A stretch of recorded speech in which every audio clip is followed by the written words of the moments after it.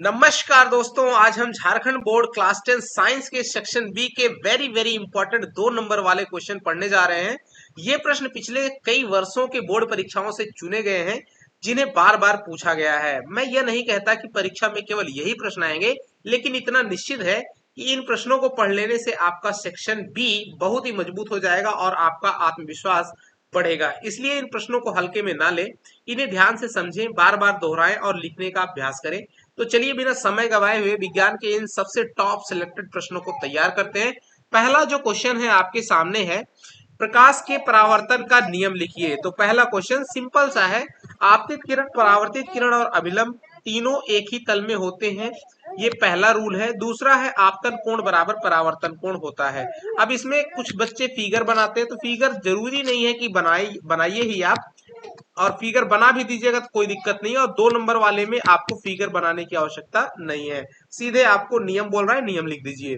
दूसरा क्वेश्चन है, अवतल दर्पण और उत्तल दर्पण में आपको अंतर लिखना है। तो इस तरह से टेबल बना लीजिए, 2 नंबर का है तो दो अंतर आपको काफी है। देखिए, अवतल दर्पण में जो ये अंदर की ओर मुड़ा हुआ होता है यानी दबा हुआ होता है, जबकि उत्तल दर्पण आपको बाहर की ओर मुड़ा यानी उभरा हुआ होता है, ऐसे लिख सकते हो। वास्तविक एवं उल्टा प्रतिबिंब बनाता है अवतल दर्पण, जबकि हमेशा आभासी सीधा और छोटा प्रतिबिंब बनाता है उत्तल दर्पण। इस तरह से अंतर आपने लिख देना है। अगला क्वेश्चन है, उत्तल लेंस द्वारा बनने वाले प्रतिबिंब का किरण आरेख खींचना है जब वस्तु को प्रकाश केंद्र और फोकस के बीच में रखा जाता है। तो ये आप अपनी किताब से इसका आंसर देख लीजिएगा। उत्तल लेंस का इमेज देख लीजिएगा, उससे बनने वाले प्रतिबिंब का किरण क्या काफी इंपॉर्टेंट है, ऐसा एक आपको आने का चांस रखता है। और नेक्स्ट क्वेश्चन है, अवतल दर्पण है, इसमें बनने वाले प्रतिबिंब का किरण आरेख खींचिए जब वस्तु को वक्रता केंद्र पर रखा जाता है।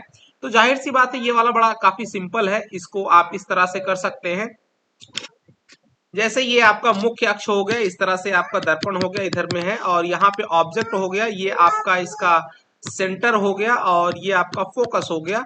और उसके बाद कहता है, दर्पण में बनने वाले प्रतिबिंब किरण आ रही जब वस्तु को वक्रता केंद्र, एक्चुअली ऑब्जेक्ट को यहाँ पे सी पे रखा गया है। देखिए फिर से अगेन हम लोग इसको थोड़ा सा स्केच करते हैं इस तरह से।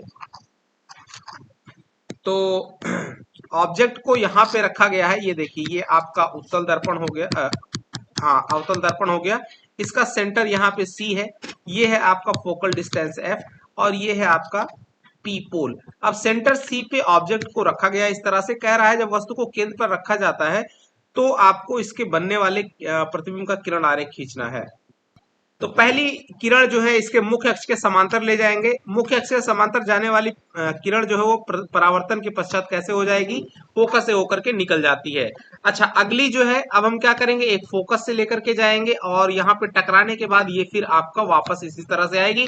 तो इमेज भी इसी के सीध में आपको एकदम सीधा सीधा बनेगा, इस तरह से आपका फॉर्मेशन होता है। अगला क्वेश्चन है, निकट दृष्टि दोष क्या है, इसे कैसे दूर करते हैं। तो निकट दृष्टि दोष में व्यक्ति पास की वस्तु स्पष्ट देखता है, पर दूर की वस्तु स्पष्ट नहीं देख पाता है।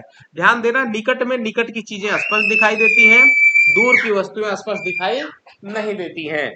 अच्छा, इसे अवतल लेंस का उपयोग करके दूर किया जाता है। अब जैसे ये क्वेश्चन है निकट दृष्टि दोष, तो आपको दूर दृष्टि दोष भी पूछ सकता है, तो ठीक इसका उल्टा लिख देंगे, ठीक है। और जहां पे दूर दृष्टि दोष में हम क्या करेंगे, उत्तल लेंस का यूज करके इसको दूर करते हैं। अगला क्वेश्चन है, खतरे का निशान लाल होता है क्यों।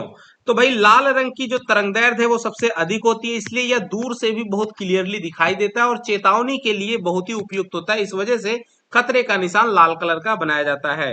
नेत्र की समंजन क्षमता यानी एकोमोडेशन पावर से क्या मतलब है। तो नेत्र की समंजन क्षमता वह क्षमता है जिससे आंख का जो लेंस है वो अपनी फोकस दूरी को बदलकर विभिन्न दूरी की वस्तुओं को स्पष्ट देख पाता है। अगला क्वेश्चन है, स्वच्छ आकाश का रंग नीला होता है क्यों। यहां से क्वेश्चन आपको श्योर एंड सर्टेन है देखने को मिलेंगे डियर, राइट। इनको तैयार जरूर करना है। वायुमंडल में उपस्थित धूल सूक्ष्म कणों द्वारा प्रकाश का प्रकीर्णन होता है। नीले रंग का तरंगदैर्ध्य सबसे कम होने से उसका प्रकीर्णन अधिक होता है। ध्यान देना, तरंगदैर्ध्य कम होने से प्रकीर्णन ज्यादा होता है, इसलिए आकाश का रंग नीला दिखाई पड़ता है। नेक्स्ट क्वेश्चन है, विभवांतर का एसआई मात्रक तो वोल्ट होता है, लिख देना है। इसकी माप किस यंत्र से की जाती है, तो वोल्ट मीटर से की जाती है।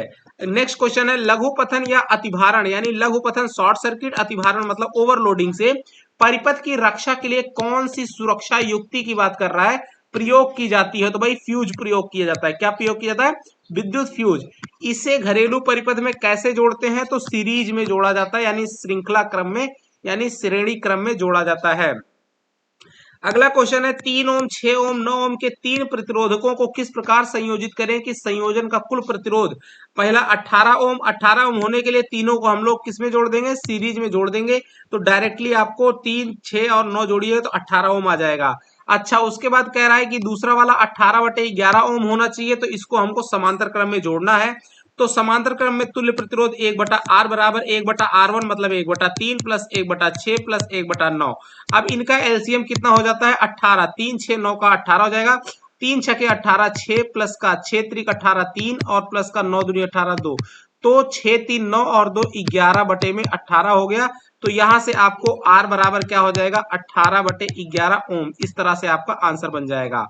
बात करते हैं, अगला क्वेश्चन है 4 ओम, 16 ओम के प्रतिरोधकों को समांतर क्रम में जोड़ने पर संतुलित प्रतिरोध ज्ञात कीजिए। तो 1/R बराबर 1/4 प्लस 1/16, दोनों का एलसीएम हो जाएगा 16, 4 चौके 16 प्लस 1 यानी कि 5/16। ठीक है, तो R का मान कितना हो जाएगा? 16/5 और डिवाइड कर दीजिए 3.2 ओम, आपका आंसर हो जाएगा, जो कि यहाँ पे दिख रहा है। नेक्स्ट क्वेश्चन है ओम का नियम लिखिए, वेरी इंपॉर्टेंट है, तो ये चीज जरूर जिक्र करिएगा स्थिर ताप पर, नहीं तो नंबर कट जाएगा। तो स्थिर ताप पर किसी चालक में प्रवाहित धारा विभवांतर के समानुपाती होती, यानी V जो प्रवाहित धारा यानी I is directly proportional to V। ठीक है, यहाँ पे V इक्वल टू IR आप इक्वेशन लिख देंगे। नेक्स्ट क्वेश्चन है रासायनिक समीकरणों को संतुलित करना क्यों आवश्यक है? भाई ताकि अभिक्रिया में द्रव्य संरक्षण का, यानी द्रव्यमान, इसी को द्रव्यमान संरक्षण भी कहते हैं, इसका नियम संतुष्ट हो तथा अभिकारकों और उत्पादकों में परमाणुओं की संख्या बराबर रहे, इसीलिए इनको बैलेंस करना बहुत जरूरी होता है। अगला क्वेश्चन है सोडियम को केरोसिन यानी मिट्टी का तेल भी आपने गांव में सुना होगा, इसमें डुबोकर क्यों रखा जाता है? क्योंकि सोडियम वायु और नमी के संपर्क में आकर के बहुत तेजी से अभिक्रिया करता है। आपको क्लास में दिखाया गया होगा कि जैसे ही हल्का पानी के साथ टच में आता है तो वो विस्फोट करता है, इसलिए इसको हम लोग केरोसिन ऑयल में डुबो के रखते हैं, इसलिए उसे सुरक्षित रखने हेतु केरोसिन में रखा जाता है।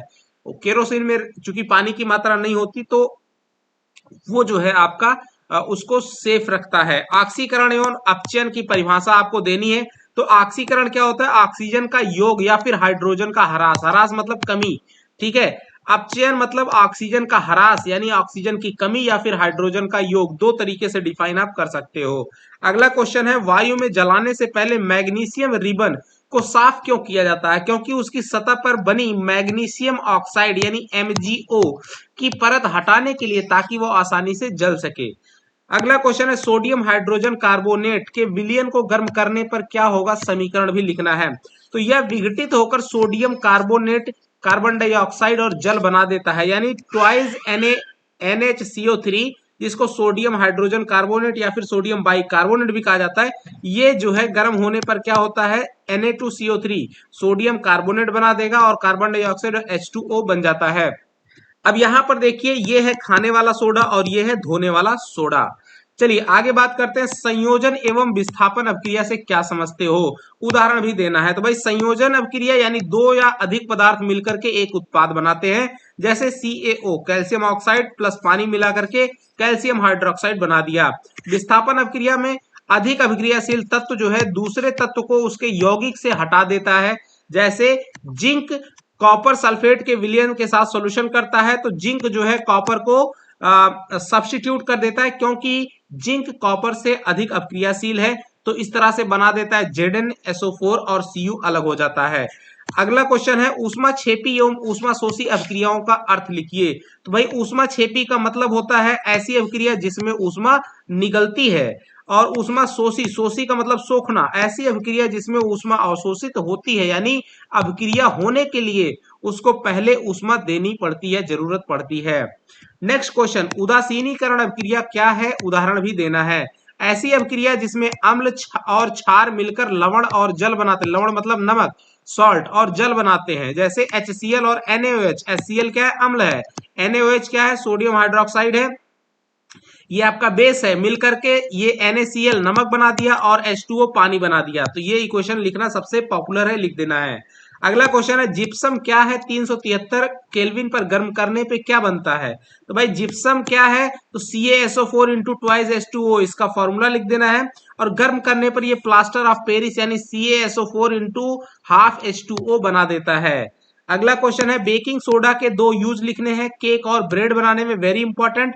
बेकिंग सोडा को ही खाने वाला सोडा NaHCO3, ध्यान देना, इसी को सोडियम हाइड्रोजन कार्बोनेट भी बोलते हैं और अग्निशामक यंत्रों में किया जाता है।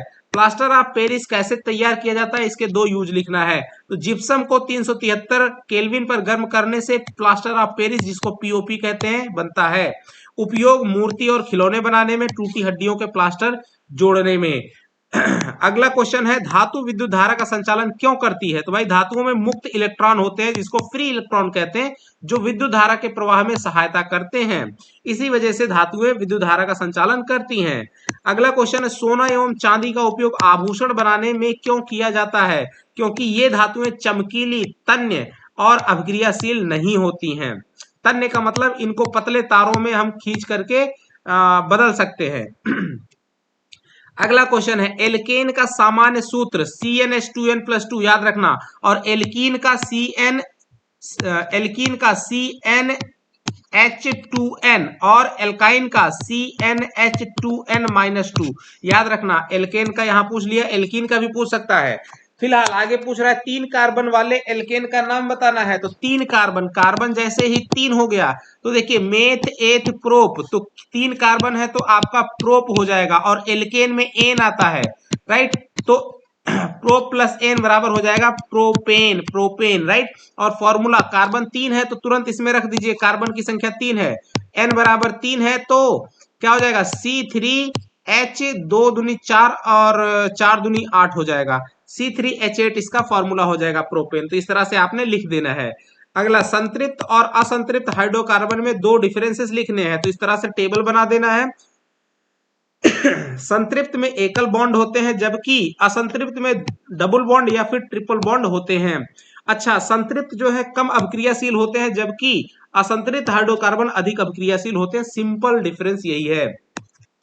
आवर्त सारणी में कितने आवर्त यानी पीरियड और कितने समूह यानी ग्रुप होते हैं। तो भाई आवर्त सारणी में 7 आवर्त, 7 पीरियड और 18 ग्रुप होते हैं, याद रखना। आधुनिक आवर्त सारणी में ये ऑब्जेक्टिव में भी कई बार पूछा जाता है।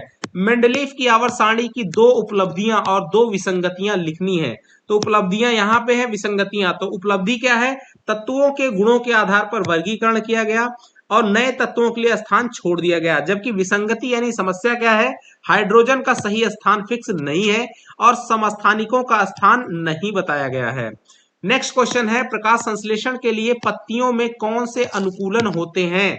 तो भाई क्लोरोफिल की उपस्थिति होती है और चौड़ी व पतली संरचना जिससे अधिक प्रकाश अवशोषित हो, ये खासियत होती है। मधुमेह जिसे डायबिटीज कहते हैं या फिर इसको देहाती भाषा में हम लोग शुगर भी बोलते हैं, यह क्यों होता है। तो मधुमेह एक रोग है जिसमें रक्त में ग्लूकोज का लेवल बढ़ जाता है। यह इंसुलिन हार्मोन की कमी के कारण होता है। तो सिंपल सा लिखना है, काफी इंपॉर्टेंट क्वेश्चन है। प्रतिवर्ती क्रिया यानी रिफ्लेक्स एक्शन को परिभाषित कीजिए, उदाहरण भी दीजिए। ऐसी त्वरित क्रिया जो बिना मस्तिष्क के आदेश के हो जाती है, उदाहरण के तौर पे गर्म वस्तु छूने पे हाथ का हटना, ठीक है, या फिर पिन सुई, जैसे सुई आपके हाथ में कहीं कांटा कोई चुभ जाता है तो आपका पैर ऑटोमेटिक उठ जाना। अगला क्वेश्चन है जीन क्या है, आनुवांशिकता में इसकी भूमिका लिखिए। तो जीन डीएनए के खंड होते हैं जो वंशानुगत लक्षणों का नियंत्रण करते हैं। नेक्स्ट क्वेश्चन जीवाश्म क्या है, वे विकास के विषय में क्या बताते हैं। जीवाश्म प्राचीन जीवों के अवशेष होते हैं, वे बताते हैं कि वर्तमान जीव पुराने जीवों से विकसित हुए हैं। नेक्स्ट क्वेश्चन नवीकरणीय और अनवीकरणीय ऊर्जा स्रोतों में डिफरेंस लिखना है। तो भाई नवीकरणीय ऊर्जा स्रोत पुनः प्राप्त हो सकते हैं जबकि अनवीकरणीय पुनः प्राप्त नहीं होते हैं। उदाहरण के तौर पे सौर ऊर्जा नवीकरणीय है, कोयला अनवीकरणीय ऊर्जा का उदाहरण है। पर्यावरण क्या है, हमारे चारों ओर उपस्थित सभी जैविक और अजैविक, इसको लिखना है, कारकों का समूह ही पर्यावरण है। प्राकृतिक संसाधन किसे कहते हैं, तो वे संसाधन जो हमें प्रकृति से प्राप्त होते हैं और हमारे जीवन के लिए आवश्यक होते हैं, जैसे जल, वायु, मिट्टी, वन, खनिज आदि प्राकृतिक संसाधन कहलाते हैं। तो इस तरह से काफी टॉप सेलेक्टेड क्वेश्चन आपको मददगार जरूर साबित होंगे। और वीडियो कैसा लगा एक लाइक जरूर कीजिएगा, चैनल पर नए हैं तो सब्सक्राइब जरूर कीजिएगा और अपने दोस्तों के साथ में शेयर करना बिल्कुल मत भूलिएगा। मिलेंगे अगले वीडियो के साथ में, तब तक के लिए नमस्कार, जय हिंद दोस्तों।